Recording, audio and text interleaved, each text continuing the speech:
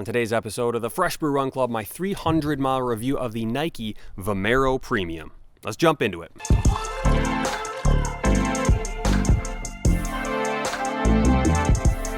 Welcome to the Fresh Brew Run Club. My name is Aaron, and today I have another review for you. This one I am pretty excited about. We have the 2025 Fresh Brew Run Club Shoe of the Year, the Nike Vomero Premium, and I have finally run 300 miles in this shoe.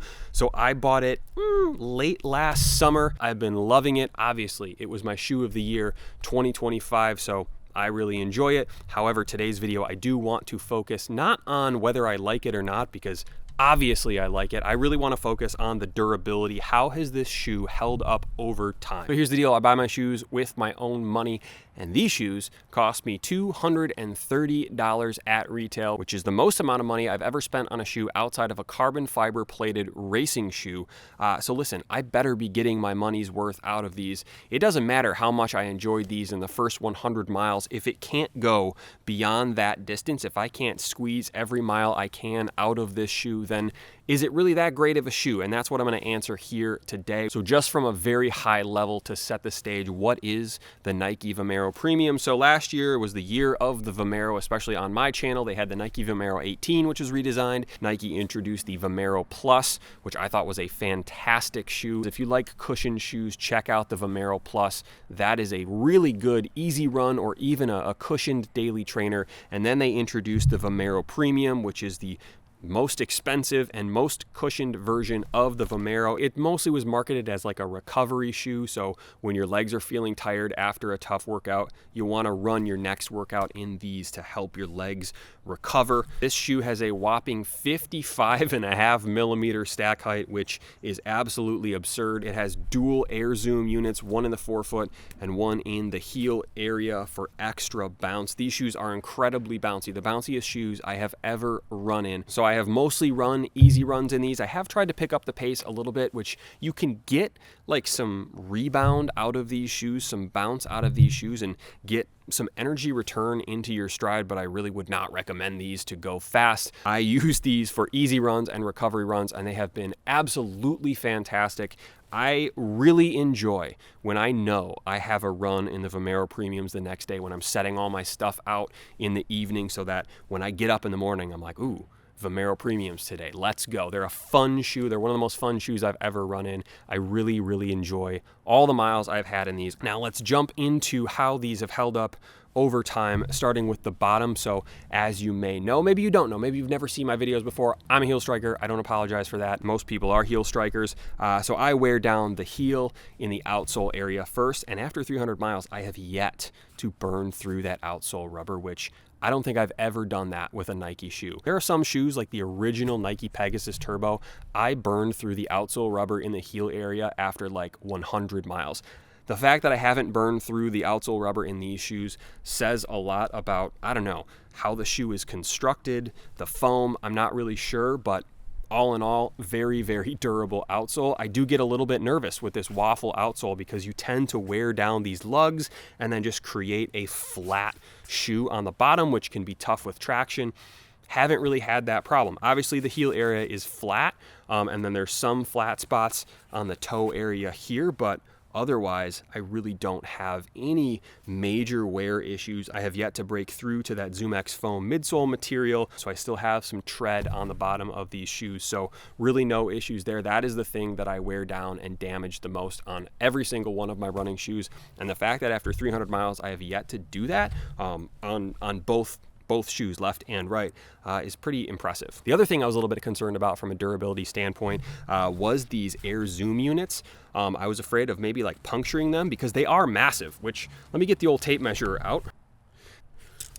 The heel air zoom unit is about 8 centimeters long, and the forefoot air zoom unit is about 10 centimeters long. So that's 18 centimeters of air zoom units. I was worried about puncturing these, like getting a rock on this bottom, like exposed area, or maybe something happening to the outsole, or maybe I kick the inside of my foot.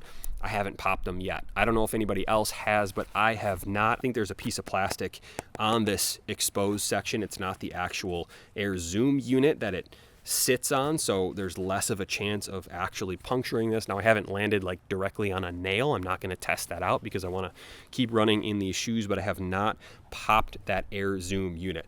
Speaking of the midsole foam, we have this ZoomX foam, which this is like the softer version of Nike ZoomX foam. I'm not going to get into all the materials. I don't know if Nike actually releases that information publicly, but the racing shoe, like an Alphafly 3, has a crisper, more drier foam. This foam is a little softer. It's a little squishier, great for recovery. They brand it ZoomX foam. It's definitely different based on the shoe you have. This foam is in great shape so far. And I think it's a combination of these Air Zoom units and the foam that helps to keep some life in these shoes. Compared to a shoe that is just ZoomX foam, they can get a little bit hard over time, especially once you get up into the 250, 300, 350 mile range.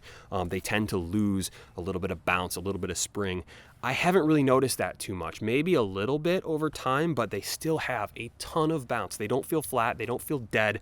I don't feel like I'm fighting this shoe. They feel great, especially when my legs are tired and I'm trying to do a recovery run. You have your classic ZoomX foam wrinkles on the midsole, but I don't have any visible damage. Nothing has ripped, no chunks are missing out of this. The outsole rubber is not coming apart anywhere on this shoe from the midsole foam. So the outsole and the midsole honestly are in fantastic shape for the amount of miles I have on this shoe. Moving up to the upper, no major issues here with the actual upper area, no rips, no tears. I haven't fallen and like accidentally kicked a curb wearing these shoes, so no issues there. The most damage I have on this shoe is actually in the ankle area because I kick my left ankle. There's a term for it. I'll put it right here.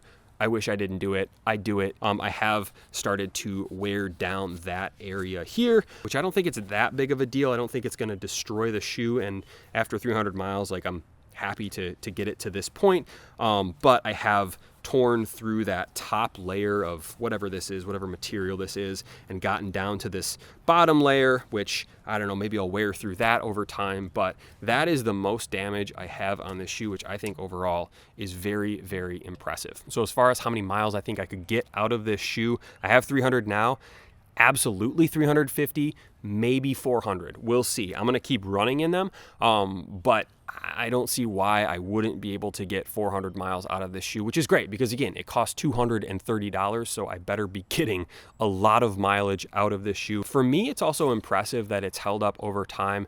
Considering the paces that I've been running, I run my easy runs, my slower paces, my recovery runs in these, which means I am more prominently heel striking. I am doing a little bit of foot braking where I'm dragging my feet on the ground. It takes me longer to run slower paces in these shoes. So 300 miles in a pair of recovery run shoes is going to be a lot more hours on the road than 300 miles in a pair of racing shoes, for example. So the fact that I'm running these slower paces and they are still in great shape after 300 miles, to me, is all the more impressive. So I've been really, really happy with not just running in these shoes, but with how they have held up after 300 miles. So in my 100 mile review, I gave these a buy 'em again.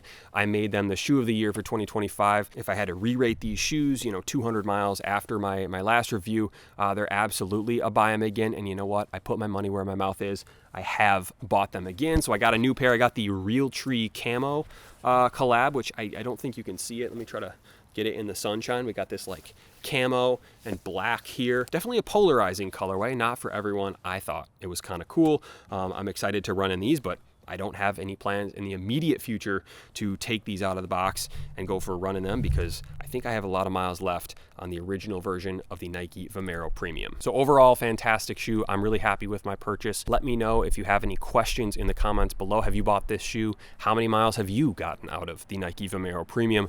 Let me know and I will do my best to answer them. But that'll be it for today. So thank you for watching. Subscribe if you haven't already, and I will see you soon.